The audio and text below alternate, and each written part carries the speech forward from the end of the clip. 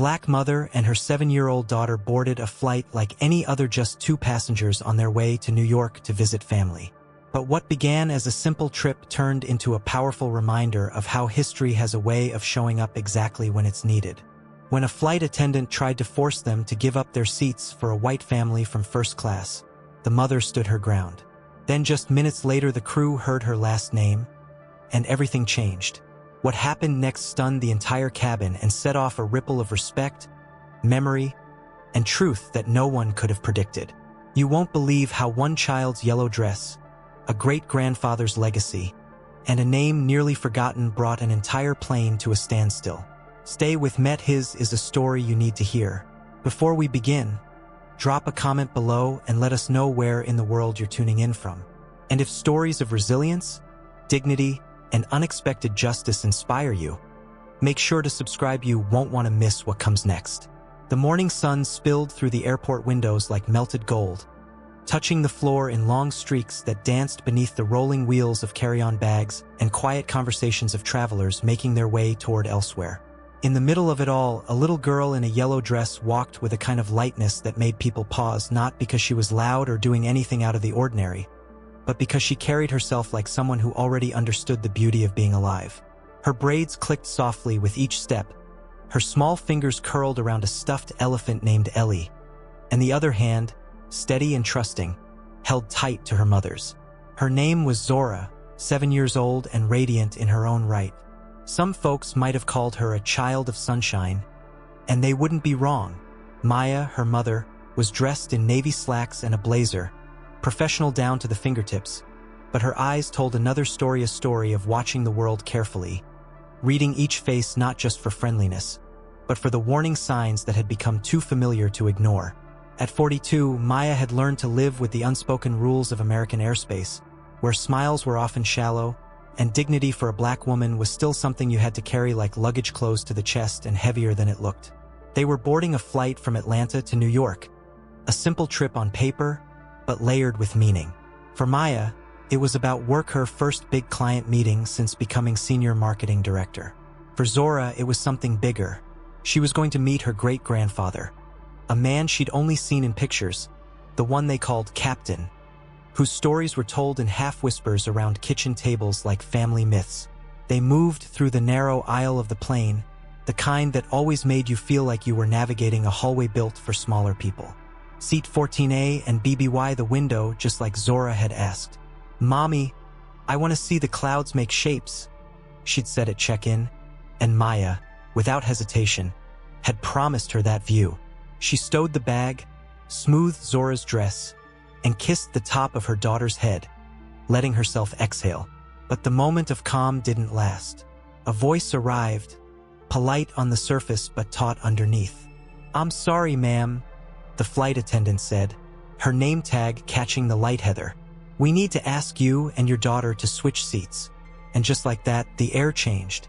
Now, let me pause here and speak plainly to you, dear reader, especially if you're someone who's lived long enough to know the difference between what's said and what's meant. There's a kind of smile people wear when they want something they know they shouldn't ask for. It's not malicious at first glance. It's just heavy with history. Heather's request wasn't about safety. It wasn't about convenience. It was about expectation, the quiet, almost invisible kind that assumes some people belong in comfort and others do not. Maya saw it, felt it. So did her daughter, even if she couldn't name it.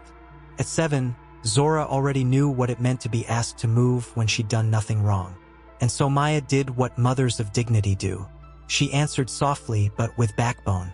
"I booked these seats for a reason. My daughter and I will stay together." Her voice was velvet over steel. That's the kind of courage that doesn't shout, it stands. Here's where the lesson lives, friends. Life will always ask you to give up your place.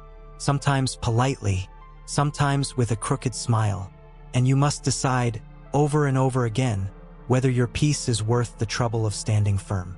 Maya's story isn't just hers. It belongs to every person who has ever been told, "There's someone more important than you." It belongs to you if you've ever been told to wait your turn when it was already yours. So here's the invitation. If you ever find yourself in a seat you earned, Do not give it up just because someone asks nicely. If you see someone being asked to move without reason, lend your voice. Action is not always loud. Sometimes it's a calm refusal. Sometimes it's a child holding her stuffed elephant tighter, knowing her mother is holding the line for both of them. Because sometimes what seems like a small momentous seat on a plane is really a lesson in legacy, dignity, and the kind of courage that doesn't need to roar. It only needs to remain. The trouble with silence is that it often says more than words ever will. As Maya sat beside her daughter, watching the back and forth between flight attendants unfold like a slow-moving storm, she felt it in her bones, that familiar tightening in the chest, the sudden stiffness of posture, the unspoken tension in the space between being seen and being targeted. Heather, still smiling that stretched, brittle smile, had returned with reinforcements, a second attendant with silver hair pulled tight into a bun, a name tag that read Patricia, and a face that had likely seen decades of flights and thousands of passengers. "We need your cooperation, ma'am," she said, not asking but directing. Maya glanced sideways at Zora, whose small hand had found Ellie's ear and twisted it gently, a quiet signal that she, too, felt the shift in the air. And friends, let me tell you, when a child goes quiet like that, it means they've recognized something in the world that adults hope to keep hidden. Now, if you've ever had to prove your place in a room you paid to be in, you'll understand what Maya was up against. And if you haven't, then God bless you, and may you use that privilege to hold a door open for someone who has. Because in that moment, Maya wasn't just being asked to switch seats. She was being asked to accept something older than both those flight attendants combined. The assumption that her comfort was negotiable, that her child's joy was optional, that her presence in a window seat next to a sunbeam of a little girl in braids was somehow less sacred than another family's convenience. But here's the thing about dignity: it's not something you wear. It's something you carry. Like Zora carried Ellie.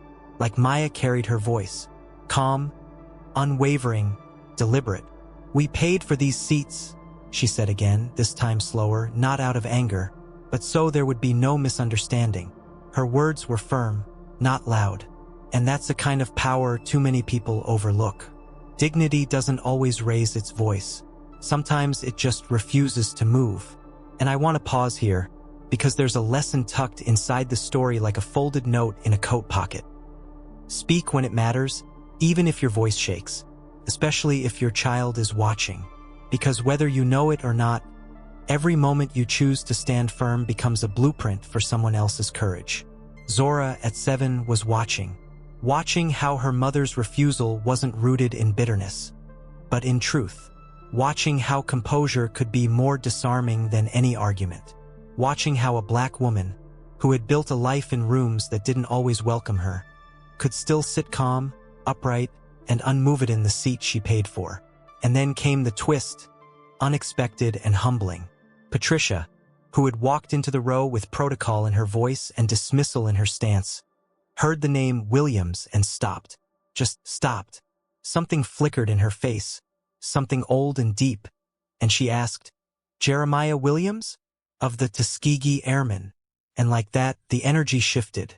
The weight of a name long buried under history books and documentaries rose up in that cramped row of a commercial airplane, and Patricia's voice cracked as she whispered, "He saved my father's life." Now, if that doesn't make you sit up in your chair, I don't know what will. Because here's the truth. Sometimes the respect you're denied in the moment will only be returned when people remember your name is tied to a history they forgot they owed. Let that be your fuel. You who walked through doors that tried to stay closed. You who kept your head up when the world tried to shrink you. You who have stories etched into the lines of your face and the wear of your knuckles. You have earned your seat, your rest, your peace. So take it, without apology, without fear. And if anyone ever asks you to move so someone else can be more comfortable, remember Maya. Remember Zora. And remember that your place in the world is not a favor someone grants you, it's a promise you keep to yourself. Be still, be strong, and stay seated. Sometimes the past walks into the present like it never left, like it was waiting just around the corner for the exact moment someone dared to say a name out loud.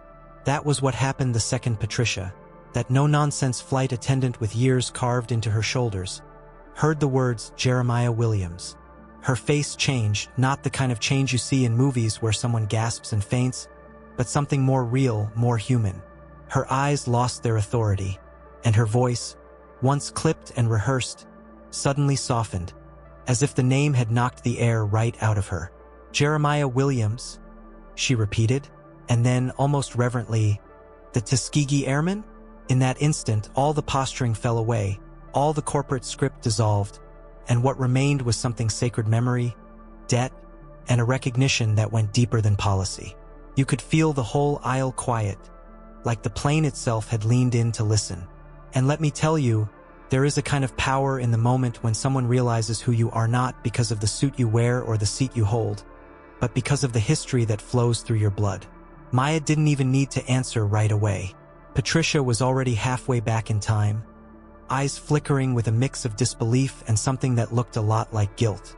She remembered. Her father, Lieutenant Jack Harrington, was one of those white bomber pilots flying over Europe in '45, scared to death, plane shot to hell, and low on fuel. And Jeremiah Williams, Zora's great-grandfather, a black man in a red-tailed Mustang, stayed with him, wings to wings, all the way back to safety. When he could have turned home, when he could have saved himself, he chose to stay. And that choice saved not only a man, but a bloodline.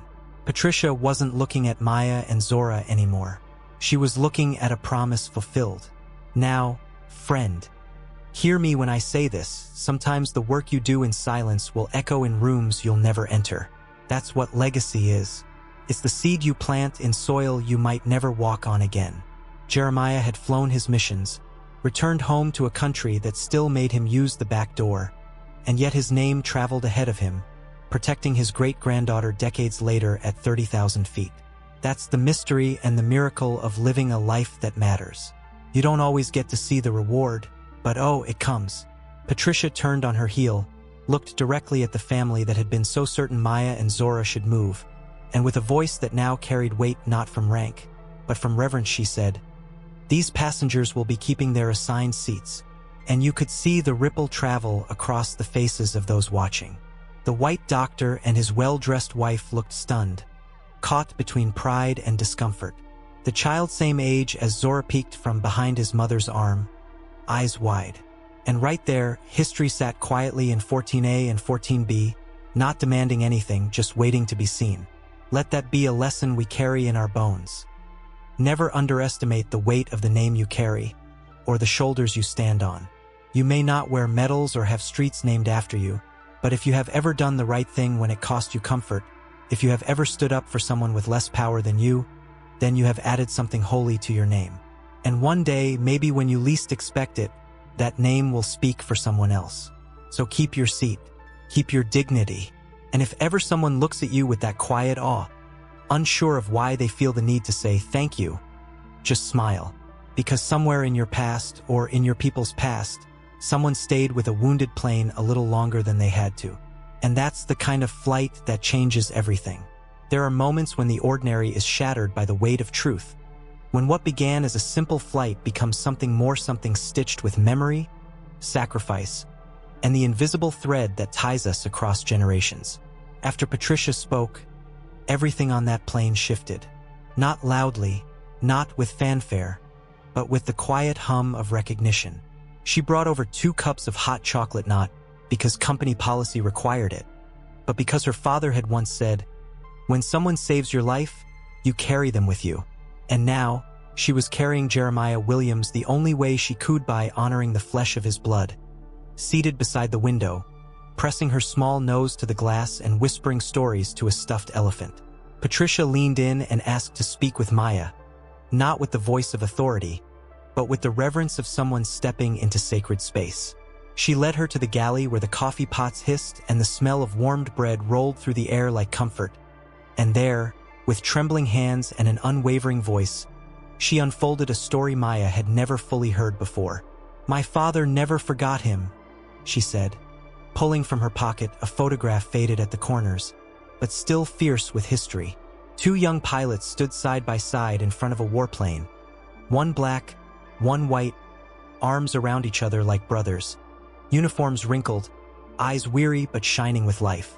"That's him," Patricia whispered, tapping the photo with a fingertip that trembled. "That's your grandfather." That's the man who flew into fire to protect a stranger. And then she said something that caught in Maya's throat and stayed there long after the plane landed. The sky didn't care what color they were, and there it was, the lesson hiding in plain sight. Not about the war, not about medals, but about choices, about standing with someone when no one else will, about the courage to protect even when you could leave. And if that doesn't hit home, especially for those of us who have lived through decades of watching how this country struggles to remember, let it be said plainly, legacy is not just about who remembers your name, it's about what your name remembers for others. And when Maya returned to her seat, there was Zora, chatting with an older woman with silver locks and eyes that held galaxies. "Dr. Elena Diggs," the woman said with a smile that could quiet a storm. "I interviewed your grandfather for my first book on the Tuskegee Airmen. Chapter 4 is all him." She handed over a copy, the pages worn like scripture. And right there, sitting at 35,000 feet, Maya understood what it meant to be surrounded by her grandfather's echonaut in some grand museum, but in the hearts of people who carried him forward without even knowing they'd ever meet his kin. Throughout the flight, people came forward. The pilot stopped by to offer respect. Passengers who had once looked on with sideways glances now nodded with humility, sharing their own family connections to that chapter of American history, too often hidden beneath layers of erasure. And Zora, blessed that child, absorbed it all. With every wide-eyed question and every whisper to Ellie, she was weaving together the meaning of her lineage. Not just that her great-grandfather was brave, but that bravery can look like staying, like protecting, like refusing to move when someone else demands it. So let me say this clearly, especially to you who have lived long enough to know how stories fade if they're not spoken aloud. Tell your story. Tell it at the dinner table. Tell it in the barbershop. Tell it at church. Because there are young people out there like Zora, listening for their place in the story. And when you feel tired, when you wonder if it's worth repeating again, remember this: your name may one day be the reason someone is allowed to stay seated. That's not vanity. That's victory. That's legacy. And there's nothing more American than that. The wheels touched down in New York with a gentle bump, the kind that stirs even the heaviest sleepers awake, and as the plane rolled down the tarmac, the cabin lights glowed warm and low, casting soft halos over heads now craning to see out windows or preparing to stand. But Maya didn't move. She sat quietly beside her daughter Zora, whose yellow dress had by now lost a bit of its morning crispness but none of its shine. The dress had traveled well, much like the name that had carried them here, not just Williams, but the story stitched inside that name, a legacy that had reached into the fuselage and rewired the day. Maya looked over at Zora, who had fallen into that childlike stillness where the body rests but the mind keeps spinning. And for the first time in a long while, Maya felt the stillness too, not of sleep, but of clarity.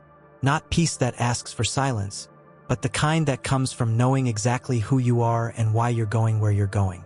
The flight had become something more than just transportation. It had become a lesson in legacy, a kind of airborne pilgrimage that reminded everyone on board of a truth we often forget: that history doesn't stay in books, it walks among us, sometimes in the form of a little girl in braids with a stuffed elephant on her lap. As passengers gathered their things and murmured polite goodbyes, something small but meaningful unfolded. One by one, people began to approach. Not in a rush, not with spectacle, but with the quiet urgency of people who had remembered something important. A man in his 50s leaned over to say his uncle had flown bombers too, that the red-tailed Mustangs had been their lifeline. A woman in a blue scarf said she'd taught high school history and had always emphasized the 332nd Fighter Group, but had never met a descendant until now. Even the pilot came back during a lull in the descent, tipped his cap slightly, and asked Maya to pass along his thanks to Captain Williams. He said it the way a soldier says "sir" to another soldier, even when the years and uniforms have fallen away. And Zora Lord, that child, listened to every word with the kind of focus you only see in elders and artists. That's how you know something's taking root, when a child stops fidgeting and starts remembering. Now hear me, friend.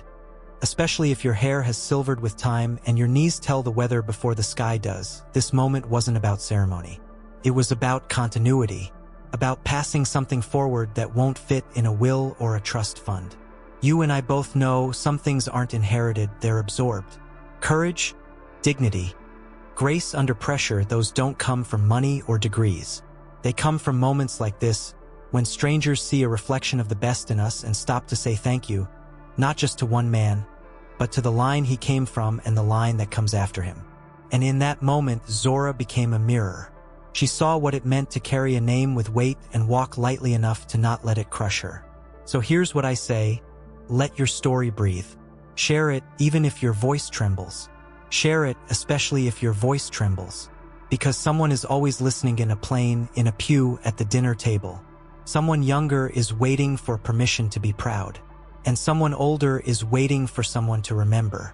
When Maya and Zora stepped off the plane, they weren't just deplaning, they were stepping back into the stream of their own story, carrying with them all the hands that had flown them safely through skies both literal and metaphorical.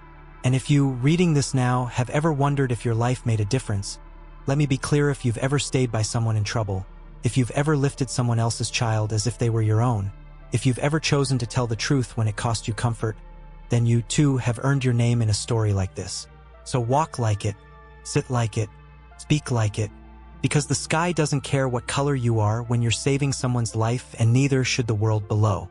The brownstone stood just as Maya remembered it all, weathered, dignified, its stone steps worn smooth from generations of footsteps, each one leaving a trace of story behind. The brass on the front door gleamed like it had been polished that morning, and the windows held the quiet watchfulness of a place that had seen both celebration and sorrow. This was not just a house. This was memory made permanent. And standing in front of it, hand in hand with Zora, Maya felt the pull of something older than obligation. It wasn't guilt that made her breath hitch, it was reverence. This was sacred ground, the kind where the floorboards know your name and the kitchen smells like your grandmother's laugh. But what Maya didn't expect was who opened the door. It wasn't the home health aide. It wasn't even her grandfather. It was Olivia Cousin, childhood partner in crime, estranged by time and words left too long unspoken. She stood in the doorway with long locks flowing down her back, eyes that matched Maya's in shape but not in weather, and a voice that still held the rhythm of their Jamaican summers. "Hello, cousin," she said, and there it was, the past, opening the door before Maya had a chance to knock. Inside, Jeremiah sat in his old chair like a mountain softened by years, the oxygen tube tucked gently beneath his nose, a blanket over his knees, but eyes sharp and knowing as ever. "There's my girls," he said, arms open wide, and Zora moved first, stepping forward with the solemnity of a child meeting a legend. "Hello, great-grandpa," she whispered, her voice smaller than usual, like she understood she had stepped into something larger than herself. And Maya followed, heart full and throat tight, folding into the embrace that still smelled of Old Spice and peppermint, the same scent that had lived in every birthday card and every Christmas phone call. "Now let me say this plainly to you, friend, especially if you've lived long enough to watch the children of your children find their way home. Time is a thief that sometimes returns what it steals, but only if you keep the door unlocked." That day, Maya stepped back into a room that remembered her better than she remembered herself. Photographs lined the walls, black and white, sepia, faded Polaroids.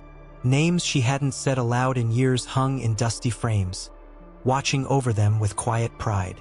Lunch was simple: turkey sandwiches, sliced tomatoes, the clink of iced tea in tall glasses. But what was shared at that table wasn't food, it was legacy. Jeremiah sat with Zora on one side and Olivia on the other, and he began to talk. Not the half-stories of old, but full ones. He spoke of the skies over Europe, of comrades who didn't come home, of missions flown under fire while being doubted by the very country they fought for. "We were fighting 2 wars, he said. One overseas, one back home. And Zora, all of 7 years old, didn't blink. "Is that why people wanted us to move on the plane?" she asked. No flinch, just truth. That's the power of children, they say what we're too tired to frame. And Jeremiah nodded, his voice steady. "Yes, sunshine. That's exactly why. Now hear this: if you've ever held your tongue to keep the peace, if you've ever swallowed indignity like it was medicine, I need you to know, you're allowed to tell the truth now. You've earned it. Your story matters not just because it happened, but because someone needs to know it did." In that sunlit room, 3 generations of Williams women listened, spoke, and remembered out loud.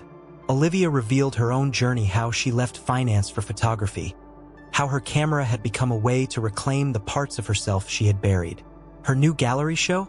A tribute to the descendants of the Tuskegee Airmen. And there, in her portfolio, was a photo of Zora taken just days before, in that yellow dress, eyes bright, standing like the future itself. So I ask you, if you're holding back a story, a photo, a memory, let it out. Share it while you can still see the look on someone's face when they hear it for the first time. That's how legacy breathes. Not in history books, but in kitchens, in living rooms, in gallery walls, and yes, even on airplanes. Jeremiah leaned back in his chair, tired but satisfied, as if he'd just passed a torch that had waited too long in his hand. And as evening settled over Harlem, Maya realized something powerful. This was not just a visit. It was a return. And returns, my friend, are always invitations. Invitations to stay, to remember, to begin again.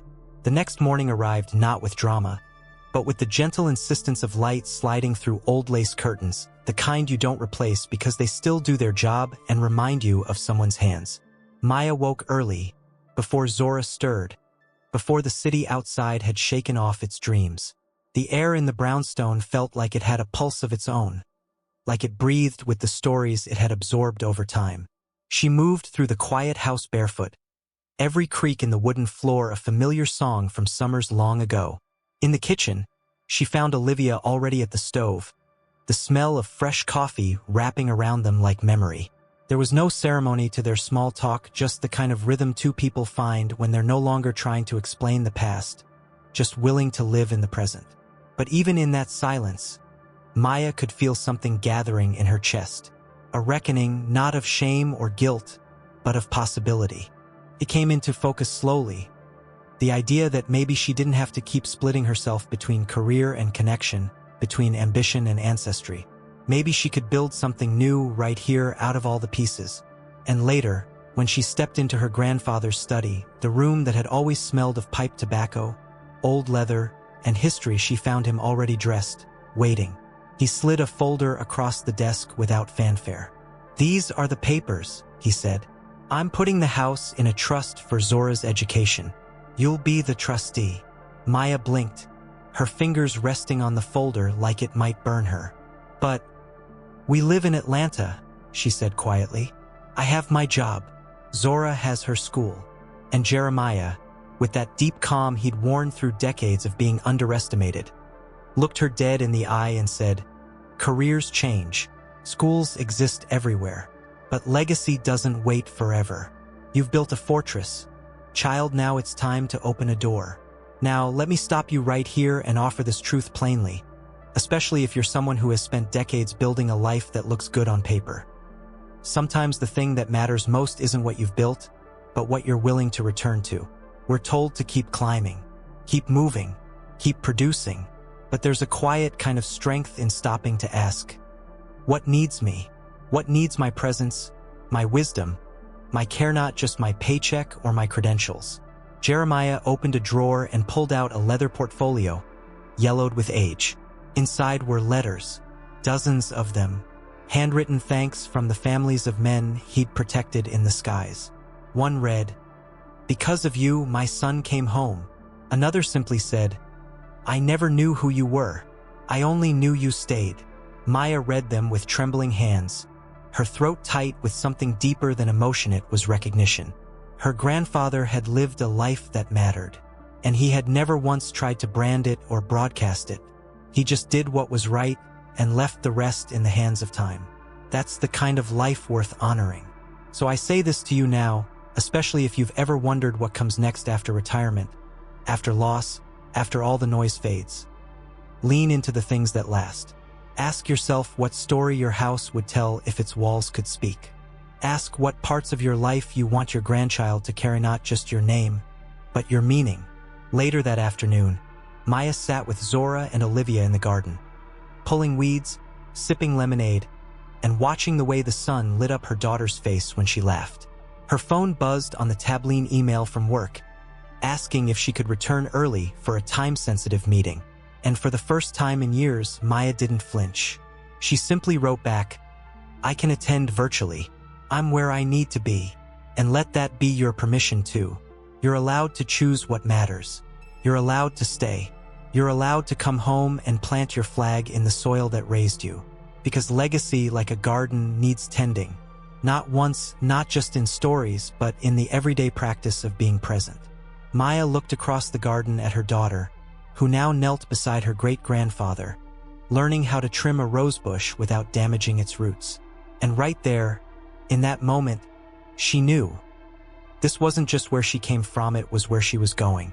3 months later, the third-floor bedroom of the Harlem brownstone had become something Newa home office filled with stacks of campaign files, framed family photographs, and a corkboard Zora had covered in yellow sticky notes that read things like, "Ask great-grandpa about flying upside down, and don't forget to press record."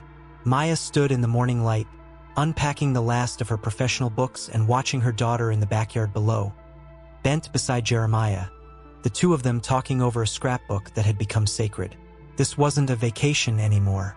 It was a choice, a decision etched in the slow, deliberate work of presence. She turned down the promotion in Atlanta, taken the lateral transfer to Horizon's Manhattan office, and hadn't looked back. And if you're someone who has ever had to walk away from something shiny for the sake of something true, then you know the kind of quiet joy that sits in the bones of a choice like that. Because every now and then, life doesn't ask you to go higher, it asks you to go deeper. Zora had bloomed like a sunflower in a Harlem arts magnet school, sketching portraits of her great-grandfather with charcoal-stained fingertips and telling his story as if it were her own. And in many ways, it was. Because legacy isn't about the past living behind you, it's about it walking beside us, whispering reminders that courage has roots, and roots grow into wings. Jeremiah, still frail in body but sharper than ever in spirit, had started calling her little captain. And when he said it, his eyes would twinkle with something eternal. In the evenings, Olivia would come by with photos from her gallery opening portraits of descendants of the Tuskegee Airmen. And right at the center, a blown-up photograph of Zora in her yellow dress, standing bold, arms crossed, the past and the future folded together in one child's face. The photo had stopped strangers in their tracks. And that, Olivia said, was the point. And here's what I want to say to you, friend, especially if your joints ache in the morning and your photo albums are fuller than your calendar. Don't ever believe your story has stopped unfolding, because one afternoon, an elegant older woman walked into that gallery, silver-haired, steady, with a cane that clicked like punctuation. She introduced herself not with credentials, but with memory. "My name is Alina Whitley," she said. "My husband flew bombers in Europe. Your grandfather's squadron brought him home in 1944. I thought you should have this." And into Zora's small hand, she placed a pilot's wing, pin-tarnished but gleaming, worn by time but heavy with honor. "History has many sides," Alina said gently, "but it's our job to make sure all of them are told." And in that moment, a child's curiosity met an elder's truth, and something whole was born. Back home that evening, Maya watched Zora tape the pilot's pin into the scrapbook alongside the letters, the clippings, and her own handwritten captions in colored pencil. She was preparing an exhibit at her school, now a community display on the Tuskegee Airmen and their families. What had begun as a story on a plane had become a calling. And that, dear friend, is the beautiful, unshakable truth. Legacy is not what we leave behind. It's what we put into motion. It's the courage to tell stories that others would rather forget. It's the grace to stay seated when the world tries to move you. It's the wisdom to know when to return home and the boldness to build something there. So if you've been wondering whether the choices you made mattered, whether your days of teaching, marching, parenting, preaching, serving, flying, building, healing, resisting, if they've left a mark, let me answer that for you now. They did. You are the reason some child stands taller. You are the echo in someone else's courage. You are the root under someone else's wings. So tell the story. Wear your name like a flag. And when the young ones come askingas, they willn't just hand them facts. Hand them your fire. Hand them your photographs. Hand them your truth. Because the most radical thing we can do with a life well lived is to pass it on. Zora looked up at her mother that night, pin in hand, eyes wide, and asked, "Do you think great-grandpa knew he was changing history?" Maya knelt beside her and smiled. "I think he just did what was right, and the world caught up. And maybe that's all any of us need to do. Stand where we are, love who we came from, and let the light of that truth shine through us like a yellow dress in a crowded plane, reminding everyone aboard that dignity doesn't ask permission. It simply stays."